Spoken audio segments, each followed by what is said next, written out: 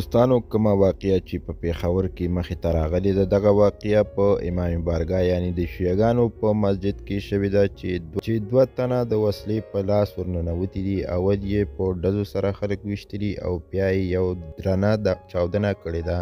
دغه ټوله واقعه در سره شریکوم. ویډیو را سره تر اخره پورې وګورئ. کوم ملګري چې په چینل کې نوي دي او زمونږ چینل یې نه سبسکرایب کړی نو مهرباني وکړئ زمونږ چینل در سره سبسکرایب کړئ او خوا کې ور سره د ټلې نشان ووهئ چې داسې معلوماتي ویډیوګانې درته په اسانه در ورسي.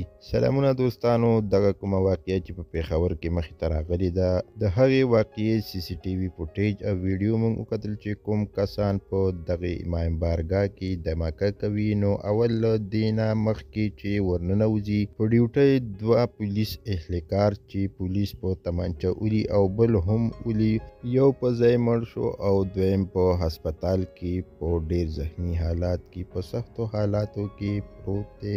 راځو ملګرو، دغه واقعه چې د جمعې په ورځ 1 بجه د شیعاګانو په مسجد امام بارګاه کې شوې ده.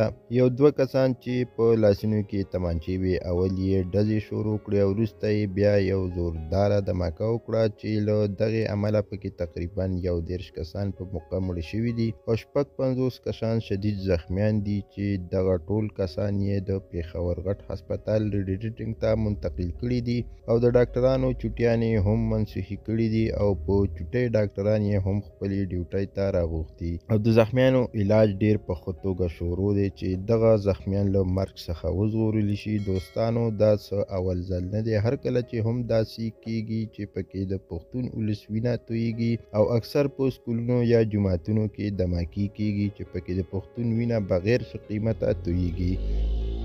دوستانو، الله پاک دې هر مسلمان او زمونږ پښتون ولس له دغسې غمونو پتون نه په خپل امان وساتي او الله تعالی دې د مړه شوي کسانو کوروالاو او اقرباله د زړه صبر ورکړي. دوستانو، ډیر د یو درد خبرو چې در سره مو شریک کو، زمونږ خبر تر دې ځایه پورې و چې در سره مو شریک کو او د نورو معلوماتو لپاره زمونږ چینل ضرور سبسکرایب کړئ. مننه کوم چې ویډیو را سره تر اخره پورې وکتله او د بلې ویډیو پورې د لوی الله پامان.